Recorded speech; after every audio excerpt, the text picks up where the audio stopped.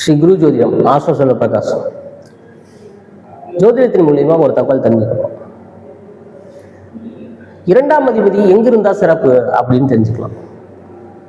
இரண்டாம் அதிபதி என்னென்ன வேலையெல்லாம் செய்யக்கூடியவரா இருப்பார் அப்படின்னு தெரிஞ்சுக்கலாம். இரண்டாம் அதிபதி குடும்பஸ்தானம்னு சொல்லப்படுது. தனம், குடும்பம், வாக்கு அப்படின்னு சொல்லப்படுது. ஒருத்தருக்கு தேவையான பொருளாதாரத்தை சேர்க்கக்கூடியவரா இருப்பார். ஒருத்தருக்கு தேவையான வசதிகளை உருவாக்கிக்கூடியவரா இருப்பார். அந்த இரண்டாம் அதிபதி ஒரு ஜாதகத்துல எங்க இருந்தா சிறப்பு அப்படின்னு தெரிஞ்சுக்கலாம். ஒரு ஜாதகத்துல ஒரு பாவகத்துக்கு மறையாம இருக்கணும். மறைவு பாவங்கள்னு சொல்லப்படுது 3, 6, 8, 12. இந்த பாவங்கள்ல மறையாமல் இருக்கிறது ரொம்ப சிறப்பு. உங்க இரண்டாம் அதிபதி எங்க இருக்காருன்னு தெரிஞ்சுக்கலாம். எப்படிப்பட்ட பலன்கள் வெளிப்படுத்துவார் அப்படின்னு தெரிஞ்சுக்கலாம். இரண்டாம் அதிபதி லக்னத்துல இருந்தா எப்படிப்பட்ட சிந்தனைகள்லாம் இருக்கும் அப்படின்னு தெரிஞ்சுக்கலாம். இரண்டாம் அதிபதி லக்னத்துல இருந்துட்டா ஜாதகருக்கு பொருள் சேர்க்கணுங்கிற எண்ணங்கள் மேலோங்கி இருக்கும். பொருள் சார்ந்த முனைப்புகள்ல அவர் ஈடுபட்டுக்கிட்டே இருப்பார். குடும்பங்கள் அவருக்கு ரொம்ப அனுசரணையா இருக்கும். குடும்ப வழி உறவுகள் ரொம்ப உத்வேகத்தை கொடுக்கக்கூடிய அமைப்புகள் உருவாக்கிப்பார். பொருளாதாரத்தின் மூலியமா இல்ல குடும்பத்தின் மூலியமா தன்னை அடையாளப்படுத்திக்க நினைக்கக்கூடிய நபரா இருப்பார். அதன் மூலியமா கௌரவம், புகழ்ல அங்கீகாரம்லாம் கிடைக்கிறதுக்கான வாய்ப்புகள் உருவாக்கிப்பார். இரண்டாம் அதிபதி 2லயே இருந்தா எப்படிப்பட்ட பலன்கள் வெளிப்படுவார்? இரண்டாம் அதிபதி 2லயே இருந்துட்டா அவருக்கு பொருளாதாரங்கள் பெருகிக்கிட்டே இருக்கும். பொருளாதாரத்தை சேர்க்கணுங்கிற எண்ணங்கள் மேலோங்கிக்கிட்டே இருக்கும். பொருளாதாரத்தை அதிகமா சேர்த்து வச்சுக்கிற தன்மைகள் உருவாக்கிப்பார். அவரு கல்வியினால முன்னேறக்கூடிய வாய்ப்புகள் உருவாக்கிப்பார். இரண்டாம் அதிபதி 3ல இருந்தா எப்படிப்பட்ட பலன்கள் வெளிப்படுத்துவார் அப்படின்னு தெரிஞ்சுக்கலாம். இரண்டாம் அதிபதி 3ல இருந்துட்டா ஜாதகம் ரொம்ப முயற்சியில சிறக்கக்கூடியவரா இருப்பார். பொருளாதாரத்தை சேர்க்கணும்னு நினைப்பாரு, ஆனா முடியாது. குடும்பங்களோட அனுசரணையா இருப்பாருன்னு நினைக்கப்பாரு, ஆனா முடியாது. இப்படிப்பட்ட சூழல்லாம் உருவாகும். முயற்சித்து தோத்து போற தன்மைகள்லாம் இருக்கும் அவருக்கு. இரண்டாம் அதிபதி 4ல இருந்தா எப்படிப்பட்ட பலன்கள் வெளிப்படுத்துவார் அப்படின்னு தெரிஞ்சுக்கலாம்.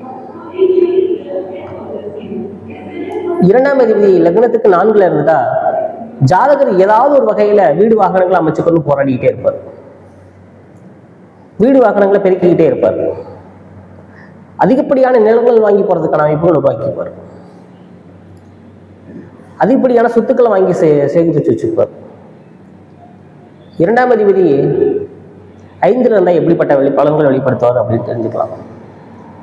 இரண்டாம் அதிபதி 5ல இருந்தா பூர்வீகம் சார்ந்த சொத்துக்கள்ல அதிகமா முனைப்பை காட்டக்கூடியவரா இருப்பார். முனைப்புனால, வெற்றியினால வாகை சூடியக்கூடிய வாய்ப்புகள் அதிகமா இருக்கும் அவருக்கு. பூர்வீக சொத்தின் மூலியமா தன்னை அடையாளப்படுத்திக்க நினைப்பார். சொந்த தொழில முன்னேறணுங்கிற எண்ணங்கள் மேலோங்கி இருக்கும். இதையெல்லாம் செய்யக்கூடியவரா இருப்பார். இரண்டாம் அதிபதியே 6ல் இருந்தா என்ன பலன் வெளிப்படும் அப்படின்னு தெரிஞ்சுக்கலாம்.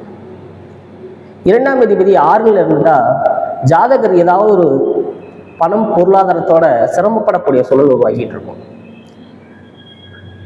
அவர் சேகரிக்க சொத்துக்களோ இல்ல பணமோ கடனுக்கு போற பிரச்சனைகளா இருக்கும். நோய்க்கு போற தன்மைகளா உருவாக்கிப்பார். இரண்டாம் அதிபதி 7ல இருந்தா எப்படிப்பட்ட தன்மைகளை வெளிப்படுத்துவார் அப்படின்னு தெரிஞ்சுக்கலாம். இரண்டாம் அதிபதி 7ல இருந்தா மனைவி மூலியமான சொத்துக்களை உருவாக்கி கொள்வதுன்னு இருப்பார். மனைவி மீதான அனுகூலங்கள் கிடைக்க போற அவருக்கு. ஆனா மனைவி மூலியமா சில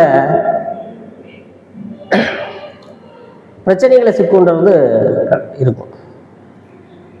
மனைவி மூலியமா சில பொருளாதார இழப்புகளை சந்திக்கக்கூடிய சூழல்லாம் உருவாக்கிக்குவார்.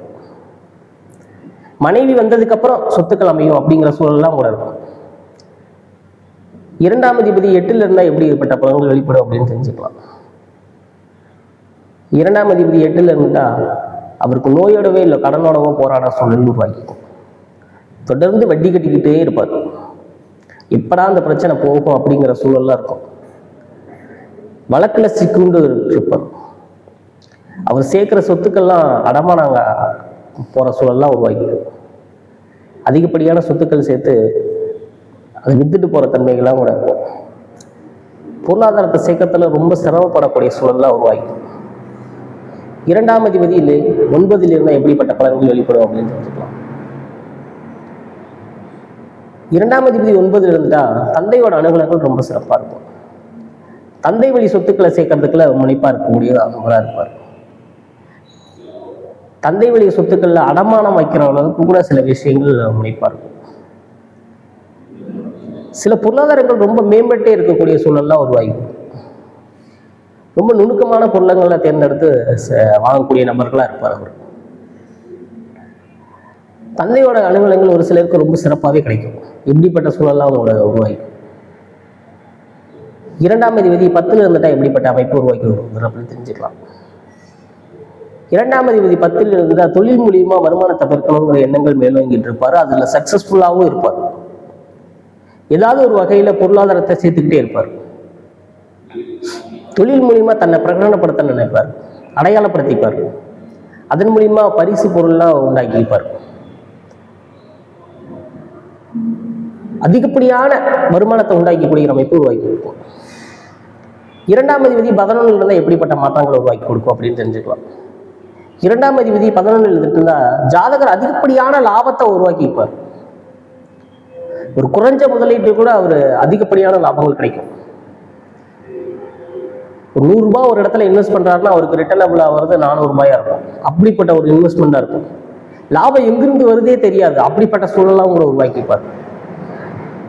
இவர்கிட்ட தொடர்ந்து காசு இருந்துகிட்டே இருக்கக்கூடிய சூழல்லாம் இருக்கும்.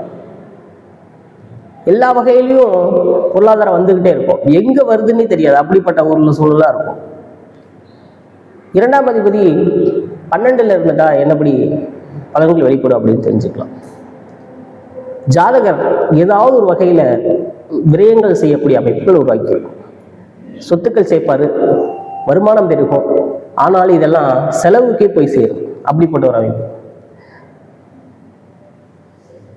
நோயோடவோ இல்லை கடனோடவோ போராடக்கூடிய சூழல் இருக்கும்.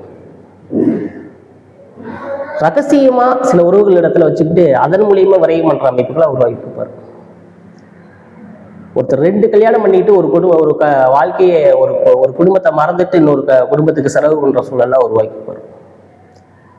அந்த கல்யாண வாழ்க்கையே ரொம்ப குளறுபடியா இருக்கும். ஒரு மனைவி கிட்ட அதிகப்படியான சொத்து இருக்கும், ஒரு மனைவி கிட்ட அதிகப்படியான கடன் பிரச்சனைகளா இருந்துட்டு இருக்கும். இப்படிப்பட்ட ஒரு அமைப்பு ரகசியமான சில விஷயங்களை மேற்கோள் காட்டுறது அந்த 12ஆம் பாகமா இருக்கும்.